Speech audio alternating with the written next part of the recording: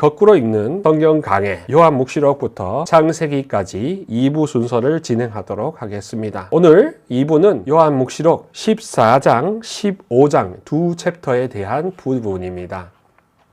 이 오늘 나눔을 준비하면서 보니까요, 주석서에서 알려주기를 우리가 오늘 이렇게 배우시는 14장 1절부터 5절까지가 요한묵시록의 중심, 핵심에 해당된다는 겁니다. 그래서 요한묵시록 14장 1절부터 5절까지의 말씀을 봉독하겠습니다. 제가 봉독하겠습니다. 내가 또 보니 어린 양이 시온산 위에 계셨습니다. 그와 함께 14만 4천 명이 서 있는데 그들의 이마에는 어린 양의 이름과 그 아버지의 이름이 적혀 있었습니다. 그리고 큰 물소리 같기도 하고 요란한 천둥 소리 같기도 한 목소리가 하늘에서 울려오는 것을 들었습니다. 내가 들은 그 목소리는 또 수금을 타며 노래하는 이들의 목소리 같았습니다. 그들은 어좌와 내생물과 원로들 앞에서 새 노래를 부르고 있었습니다. 그 노래는 땅으로부터 속량된 14만 4천 명 말고는 아무도 배울 수 없었습니다. 그들은 동정을 지킨 사람들로서 여자와 더불어 몸을 더럽힌 일이 없습니다. 또한 그들은 어린 양이 가는 곳이면 어디든지 따라가는 이들입니다. 그들은 하느님과 어린 양을 위한 만물로 사람들 가운데서 속량되었습니다. 그들의 입에서는 거짓을 찾아볼 수가 없었습니다. 그들은 흠없는 사람들입니다. 아멘.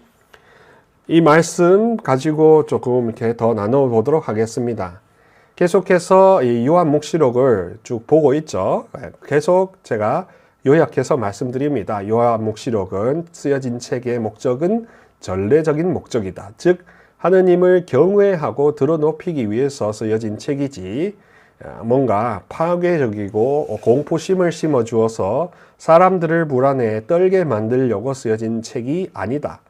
로마 제국 압제라는 로마 시대의 그리스도교 대박해라는 크리스천 대박해라는 그런 억울한 상황 속에서 하느님께서 빨리 심판에 개입하셔서 이 모든 상황을 종결시켜 주시고 새 세상을 이렇게 열어주시며 희망으로 새롭게 벅차오르도록 나아갈 수 있도록 그렇게 어서 오소서 마라나타 어서 오시라고 하는 그런 단언적이면서도 또한 종말론적인 희망, 끝내 이 길이라 그렇게 그 양희은 씨 노래처럼 끝내 이 길이라는 그 희망으로 살아가려고 하는 사람들이 이 책을 썼다는 겁니다. 이 책의 공동체에 해당이 되는 겁니다.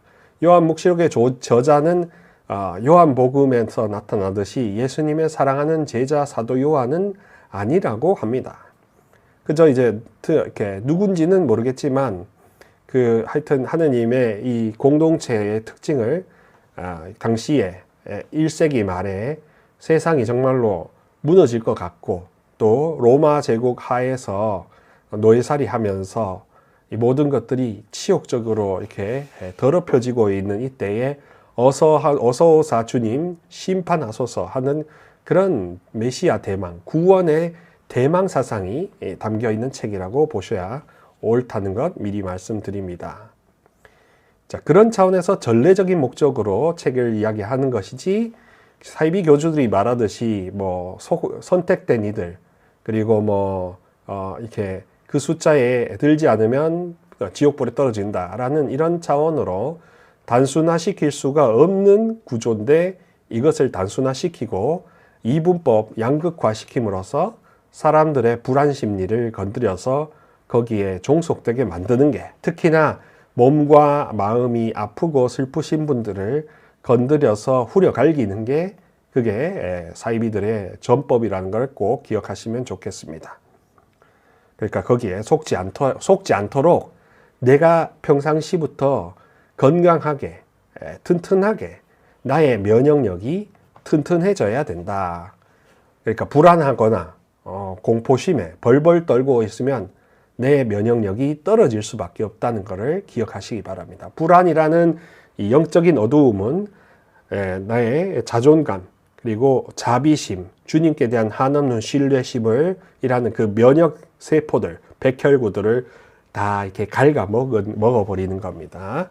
그런 차원에서 하느님에게 더욱더 의탁하고 벌벌 떨지 않도록 해야 됩니다. 자, 이런 개괄적인 이야기들을 하면서 영원한 희망의 빛 속에서 걸어가라라는 게 계속 말씀드리지만 요한묵시록의 일관된 메시지라는 것을 이야기를 합니다. 그러니까 어떻게 되냐 하면요. 14장 1절부터 14장 5절까지의 말씀 안에서는 14만 4천이 등장하지요.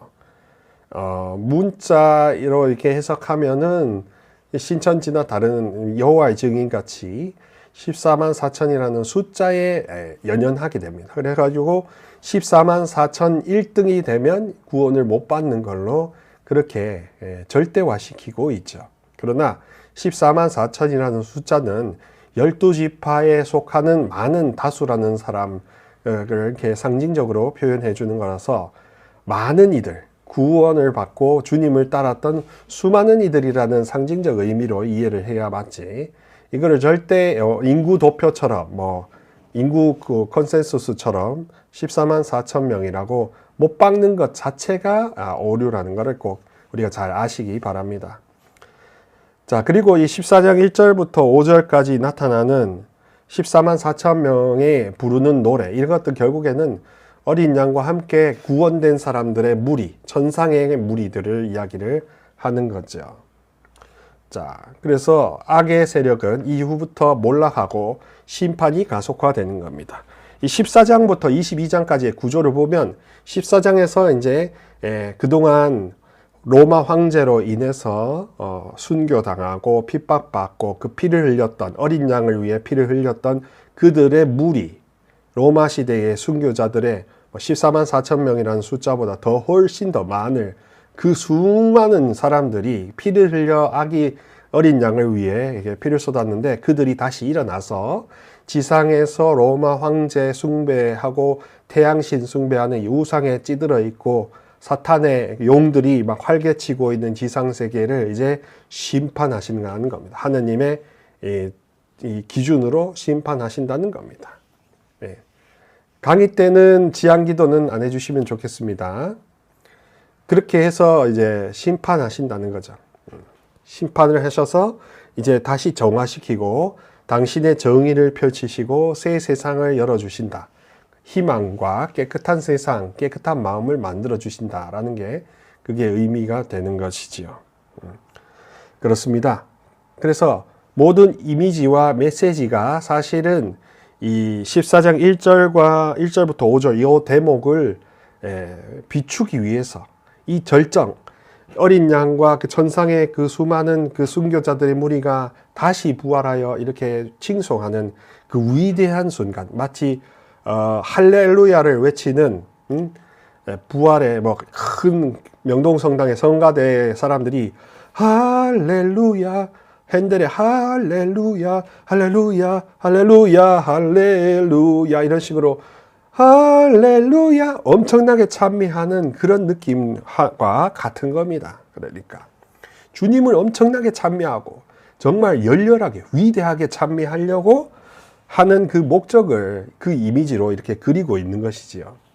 이 대목이 그래서 14만 4천 명이 모여서 시온산에는 어린 양이 계시고 제일 산 정상에는 어린 양이 계시고 예수 그리스도로 상징되는 어린 양이 계시고 이런 식으로 이제 이미지화가 되는 겁니다. 예수님 중심으로 다 단결되는 그것을 보여주는 겁니다. 교주 중심이 절대 아닌 거죠.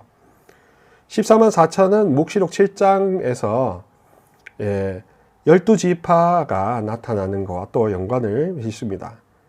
그래서 이 대목은 정말로 제가 말씀드렸다시피 경배 찬양, 영어로 worship에 해당이 되는 장면입니다.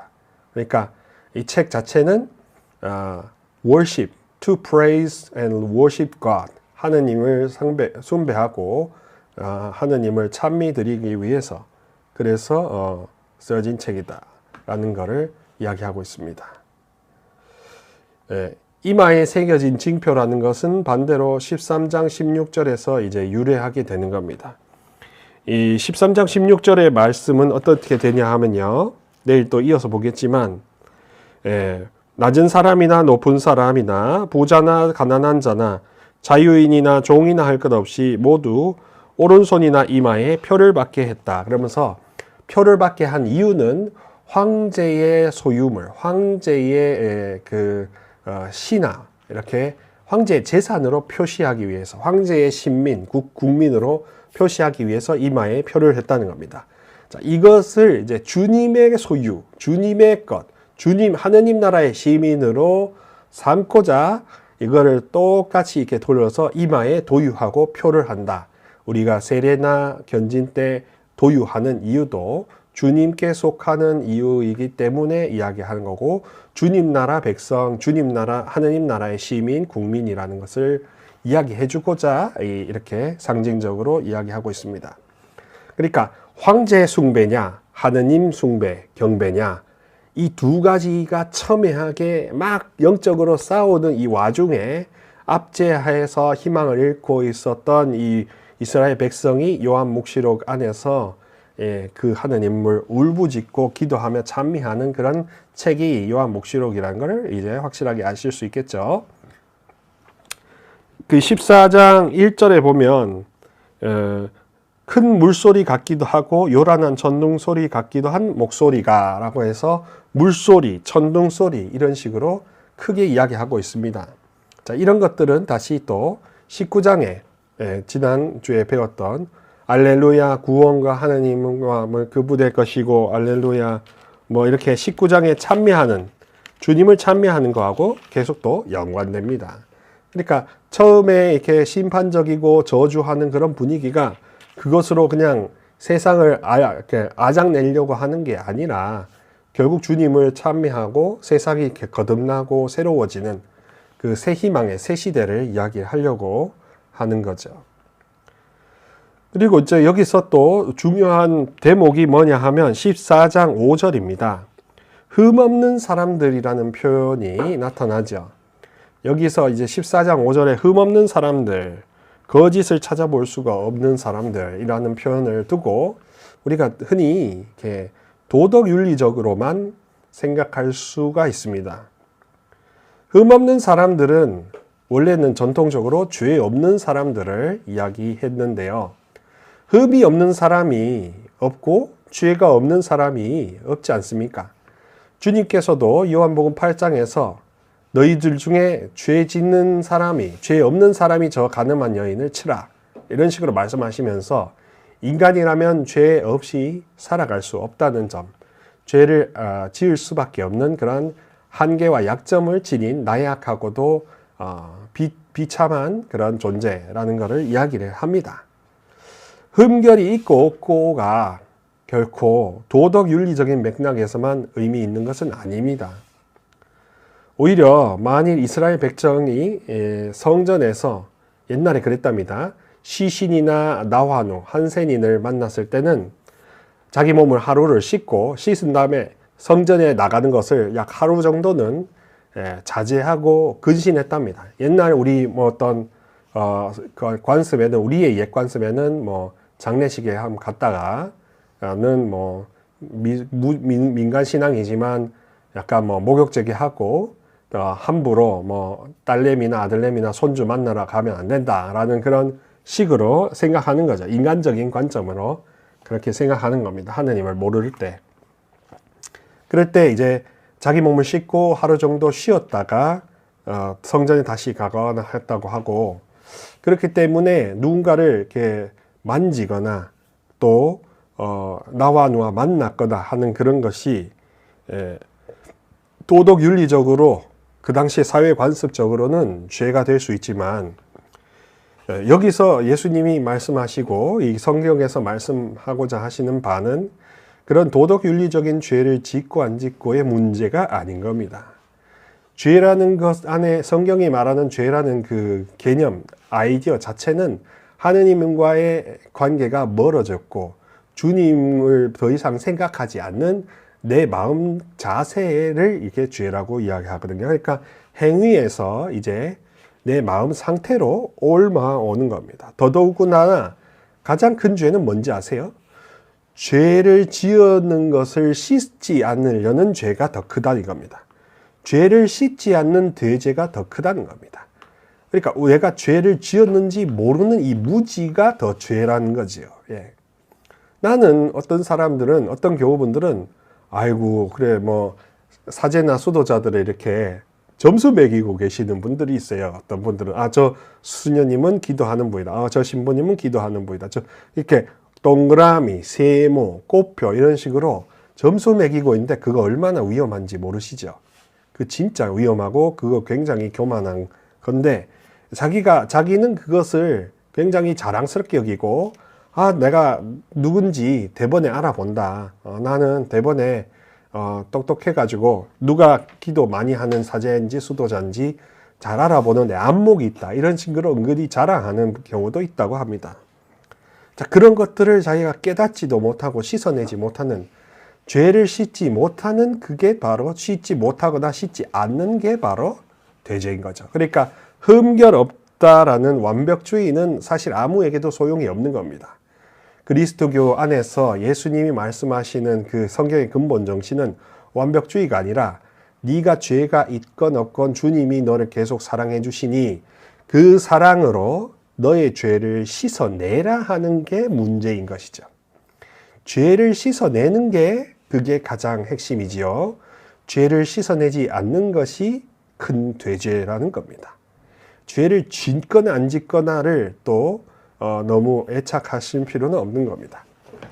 그렇다고 또 이제 이런 분이 있습니다. 마치 이태리 제가 있을 때 그런 이야기를 많이 들었습니다. 마피아가 총으로 이렇게 사람을 청부살인을 한 다음에 저녁에 자기 동네에 있는 성당에 와서 고해소에서 고해성사 보고 그냥 집에 돌아간다고 해요. 그러면은 자기 죄가 용서받는다고 생각하는 겁니다. 그렇게 또 모고의 죄, 그냥 고해성사 보면 되지 뭐 아무런 통회나 씻어냄도 없이 더 이상 그런 것을 내가 완전히 끊어버리겠다라는 그런 마음도 없이 그렇게 하는 경우도 많다고 하니까요. 그런 점도 생각해 봐야 됩니다. 하여튼 이 죄라는 것을 통해서 흠없는 사람이라는 표현을 두고 좀 영적으로 이렇게 한번 성찰해 보면 그것은 결코 도덕윤리적으로 잘못을 저질렀느냐 안 저질렀느냐 아무것도 저질러지 않았기 때문에 순백이고 사람이 좋다 깨끗하다 이렇게 표현하는 게 아니라 그야말로 속에 있는 것들을 다 씻어내고자 하는 그 갈증으로 타는 목마름으로 주님께 울부짖는 것이지요. 불안에 벌벌 떠는 것은 아닌 겁니다. 그래서 5절에서 특히 말하고 있는 것은요. 황제의 신성을 선포한 적이 없는 그런 사람들을 두고 흠 없는 사람이라고 그렇게 당시에는 봤대요. 흠결 없다 하는 것은 그때 당시에는 사회적 맥락 안에서는 정말로 황제가 신성하다는 것을 인정하지 않는 사람들을 흠결 없는 사람, 주님 앞에 흠 없는 사람으로 이야기했다는 겁니다. 근데 이제 조금 더 이것을 우리 영적으로 받아들이면 자기가 잘못을 저질렀거나 어떻게 하더라도 그것을 씻어내고자 하는 갈증이 아예 말라버린 사람이 정말로 위험한 사람이 되는 거죠. 14장 6절부터 20절까지에는 계속해서 고난, 로마 대박해로 그들이 겪었던 고난, 그리고 그 고난으로 인해서 이제 끝까지 참았기 때문에 성령께서 고생 끝에 안식을 누릴 것이라고 말씀하시는 부분이 나타나는 겁니다. 14장 13절에 성령께서 직접 그 영혼들에게 이야기하시죠. 고생 끝에 안식을 누리게 될 것이다. 너희들은 이제 수고하였으니 안식을 누려라 라고 그렇게 말씀하시는 겁니다. 자, 이런 대목을 통해서도 영적으로 보면은 그렇습니다. 이 신앙, 우리가 믿는 신앙이라는 것은 지금 잘 되는 게 중요한 게 아닌 거죠. 지금 잘 못 돼도 마지막에 최종적인 시점에 나의 죽음이든 세상이 다 이렇게 종말을 하든 심판의 날이 오든 그때에 비로소 성령 하느님께서 삼위일체 하느님께서 고생했다 와서 영원히 편히 쉬어라 이 한마디 이 하느님의 음성, 말씀을 듣기 위해서 신앙생활을 하는 겁니다. 그러니까 지금 잘 되고자 문제가 풀리고자 신앙생활을 하는 게 아닌 거죠. 네. 지금 뭐 가정이 형통하고 변화되고 축복만 받는 그게 신앙생활 하는 거 아닙니다. 그거는 저기 성황당 신자죠. 성당 신자는 아닙니다. 성당 신자가 되셨으면 좋겠습니다.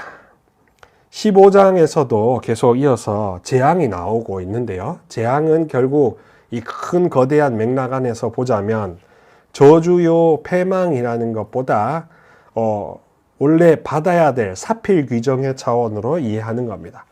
재앙이 그러니까 그 믿는 이들에게는 하느님이 심판하시는 그 재앙은 믿는 이들에게는 축복이고 이제 끝났다. 고생 끝이다. 이제 뭔가 다 새로워지겠다라는 터닝 포인트를 이야기해 주는 그런 대목이라고 보면 되겠습니다. 자, 그래서 오늘의 이 결론은 이렇습니다. 자, 우리가 흠이라고 하는 포인트를 보고 또 14만 4천이라는 그런 이야기를 하면서 제가 누누이 설명해 드렸다시피 제 포커스가 어디로 갔습니까? 어떤 맥락과 사회와 상징적, 영적인 그리고 전례적인 흠수가는 것으로 갔지 이게 문자적으로 가거나 어떤 교주나 교리에 매이고 지금 현세에 묶이고 이런 차원으로 가지는 않았잖아요. 현세의 어려움에 갇히고 막 이렇게 쪼이고 이런 차원이 아니었잖아요. 자, 그런 차원으로 사실 성경이 원하는 것은 우리가 더 넓어지고 우리가 자유로워지고 끝내 이기리라 사필 귀정의 심정으로 주님이 이것을 끝내주실 그때까지 계속 기도하면서 돌파해 나가는 그런 삶을 살아라 하는 게 사실 성경이 알려주고자 하는 인내하고 수고하는 자들에게 보상이 있다라는 그런 가르침인 겁니다. 도덕 윤리적인 그런 정결, 흠결, 완벽주의가 성경에서 바라보는 관점이 아니다 이겁니다. 많은 우리 한국 사회의 완벽주의, 한국 사회의 끝판왕, 완벽주의를 성경에 그대로 투입하려고 하는데 성경이 갖고 있는 충만함으로 이 완벽주의를 씻어내야 한다는 게 그게 성경적인 방식이 되겠죠. 그래서 우리 실제 존재가 실제 살아가는 방식이 내 눈이, 내 귀가, 내 마음 상태가 가짐이 이런 게 뒤바뀌고 이렇게 뒤집히고 거듭나는 게 핵심인 것을 또 계속 알려주고 있는 겁니다. 그래서 우리 고해성사 하실 때 사제한테 이 정도는 말해도 되나? 하는 이런 의심이 드는데요. 그게 바로 모고해죄가 되는 거거든요. 죄를 씻어내려고 하지 않는 브레이크를 거는 마음. 이거 내가 이렇게 말했다가 하나님, 그 신부님이 알면 이거 어떡할까? 이런 거에 내가 이런 어두움에 내가 속는 거니까 그거는 적당히 아주 완전히 무시해 주셨으면 좋겠습니다. 모고해죄도 이렇게 우리가 신경 써야 된다. 그런 점도 아울러 교리와 연관시켜서 말씀드립니다. 근본적으로는 우상 숭배 그리고 종말 신앙이